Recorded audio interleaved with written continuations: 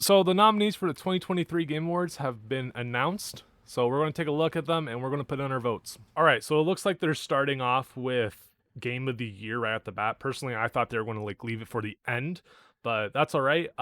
We got Alan Wake 2, Baldur's Gate 3, Spider-Man 2, Resident Evil 4, Mario Bros. Wonder, and Legends of Zelda: Tears of the Kingdom. I already have my vote, but I'm just going to say I have mixed opinions on one of these games on being here. I don't think Resident Evil 4 should be on here, only because it's a remake. It's not a new game, so I don't think it should be on here. I think what deserves to be a nominee would be Hi-Fi Rush or Lies of P. Those two games were really good. I already got my vote in, so I'm going to go for Baldur's Gate 3, only because I'm voting for a game that is revolutionary for gaming, something that is going to set the path for the future of gaming.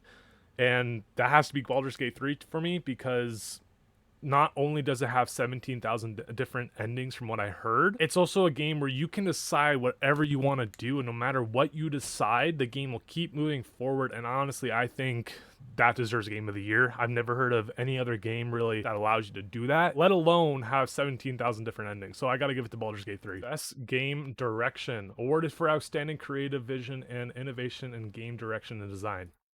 Baldur's Gate 3. All right, best narrative for outstanding storytelling and narrative development in a game. We have Alan Wake 2, Baldur's Gate 3, Cyberpunk 2077, the DLC, Phantom Liberty. We have Final Fantasy, whatever number that is, and we have Spider-Man 2. I'm assuming this is like storytelling.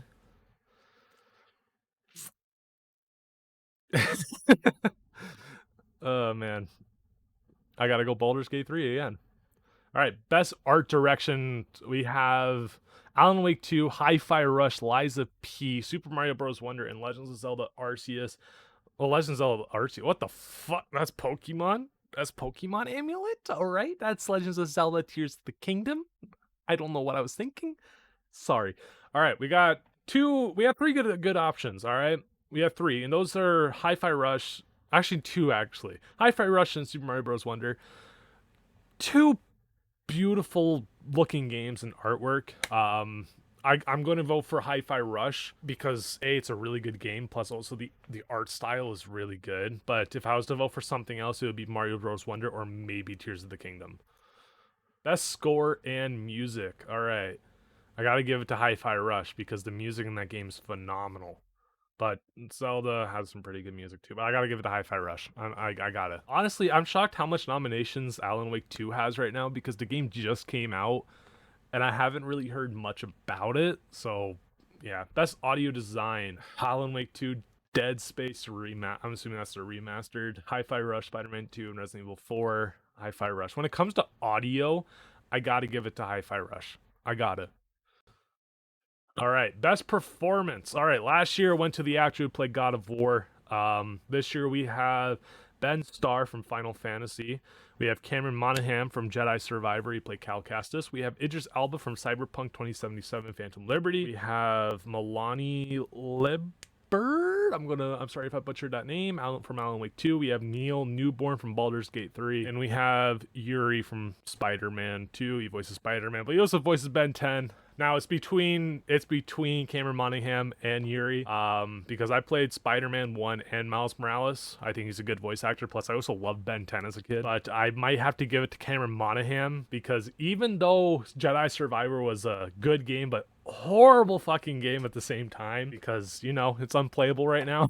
Still unplayable after almost a year of being out. I got to give it to Cameron Monaghan though, because his performance as Cal Kestis has been pretty good, and he's the only one out of all these characters I see playing, besides Idris Elba maybe, out of all these characters that would play the same character in a live action remake. So if they were to bring Cal Kestis into live action, Cameron Monaghan was perfect for that role. If they were to bring Idris Elba from Phantom Liberty, Idris Elba can play him in the live action Phantom Liberty movie. I don't care. Like, I gotta give it to Cameron Monaghan though, because they did really good. I might not give it to Yuri because he only did the voice acting. He didn't do any of the mocap suits, I believe. I don't think he did, at least. I don't think he did any of the mocap suits. I think he just did the voice acting. That's why I gotta give it to Cameron, because he not only did the voice acting, he also did all the stunts. Not all of them, but he did some of them. All the mocap suits. So I gotta give it to Cameron Monaghan.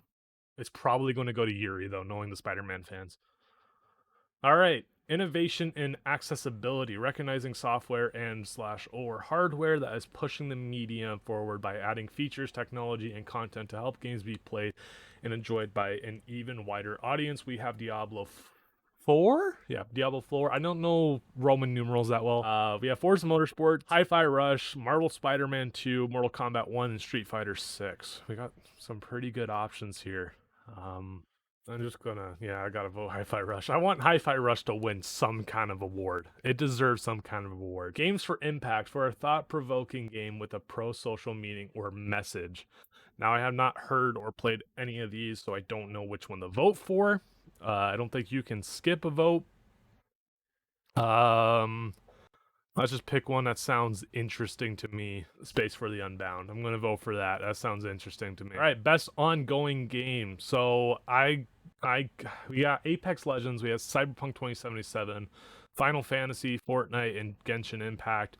It's between two for me right now because two of these games have had a big revival recently, and that is Cyberpunk 2077 and Fortnite. Fortnite mainly had a big revival because of the OG season being back, so I gotta give it a Fortnite or Cyberpunk for that reason. I'm probably gonna give it a Fortnite though, because Fortnite, I heard, just broke the record for most active players in one day, so that's impressive. So I gotta give it a Fortnite, but at the same time, I want to give it a Cyberpunk because that game was shit at launch, and now it's pretty good.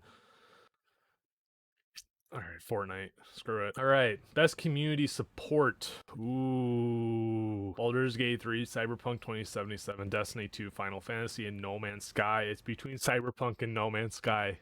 Again, mainly because both of these games were shit at launch, and they have updated the game so much that they're now really good.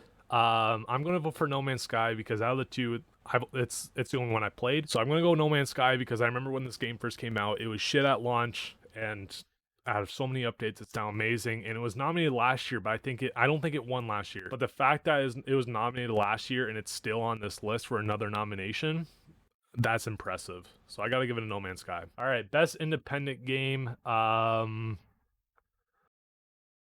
Ooh, it's between Dave the Diver and Dredge. I gotta give it to Dredge. I got it. I've seen gameplay of that video and it looks pretty good. Best debut indie game, The Dredge. Best mobile game. Okay. We have Final Fantasy, Hello Kitty, Star Rail, Monster Hunter, and Terra. Okay. I never played any of these games. Last year it was Marvel Snap that one. Oh, I gotta give it to I'm just gonna give it Monster Hunter. That sounds like a pretty good title. All right. Best VR/AR game. For the best game experience playable in virtual or augmented reality. I never played any of these games in VR. But I gotta give it to Gran Turismo 7 or Resident Evil. Let's do Resident Evil. Best action game. Armored Core, Dead Island, Ghost Runner, Hi-Fi Rush. Okay. Alright. I gotta give it to Hi-Fi Rush. Only because I haven't played any of these other games. And only because combat in Hi-Fi Rush is amazing. Like, it's also a rhythmic game, and it's just really good when you hit your opponent right on that beat. The feeling that you get when you do that right, it's the best feeling ever. So I got to give it a Hi-Fi Rush. Best action adventure. I didn't know Jedi Survivor would be nominated for something, but I got to give it to Legends of Zelda: Tears of the Kingdom. I didn't know Jedi Survivor would be nominated for something. I'm impressed because it's a broken game. Why is Starfield on here? Get it off. Best RPG. Baldur's Gate, Final Fantasy, Liza P, Sea of Stars, and Starfield. Baldur's Gate or Liza P. I think I'm gonna give it a Baldur's Gate. Well, not Baldur's Gate, Liza P. I think I'm gonna give it a Liza P. All right, best fighting game. We got Mortal Kombat 1 on there. I've heard Nickelodeon Star Brawl 2 is better than the first one. I'm hearing a lot of good things about it. I got Street Fighter 6, Pocket Bravery. Okay. I'm just going to give it to Mortal Kombat 1 because it's really the only one I've played. Best family game, Disney Illusion, Party Animals, Pikmin 4. Oh, god damn, this is a good list. Sonic Superstars, never played it, and Super Mario Bros. Wonder. We have three good options, and that's Party Animals, Pikmin 4, and Super Mario Bros. Wonder. I'm going to remove Party Animals. Hear me out, hear me out. I know a lot of people like this game. Hear me out. It's only because it's a Gang Beasts ripoff. Sorry. Sorry, I said it. All right, I'm removing party animals. Between Pikmin 4 and Super Mario Bros. Wonder, I think Pikmin 4 was amazing. I loved it. So I gotta maybe give it a Pikmin 4. Super Mario Bros. Wonder is up there too, and I'm impressed with how Super Mario Bros. Wonder has been. Like it's just a really good game overall. So yeah, I don't know what to pick here. Pikmin 4 or Super Mario Bros. Wonder. I'm gonna give it to Mario Bros. Wonder. I got to. I'm sorry, Pikmin 4. I love you. I love you, Pikmin. Best simulation game. We have Advance Wars, City Skylines 2, Company of Heroes, Fire Emblem, and Pikmin 4. It's between City Skylines and Pikmin 4. I want to give it to City Skylines because I know City Skylines 1 was amazing. But I want to give it to Pikmin 4 because it's the only one I've played. So I gotta give it to Pikmin 4. All right. Ooh, we got some. I'm surprised Gran Turismo 7's on this list.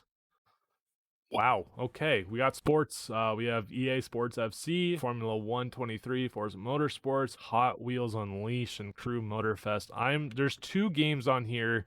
Technically, one that I'm surprised that's not on this list, and that's Gran Turismo 7 and like another EA Sports game or like 2K, NBA 2K. Oh shoot! I don't think they batted Gran Turismo on here. Maybe because Forza Motorsports technically, hear me out, same game.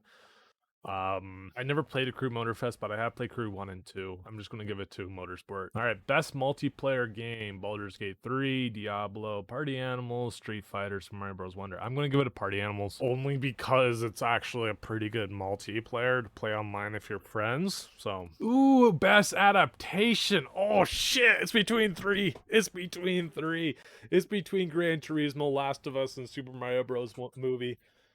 I'm surprised the Finance of Freddy's movie is not on here. I understand it was all right. It was meh, but I feel like it should be a nominee. But shit, god damn, 3 good options.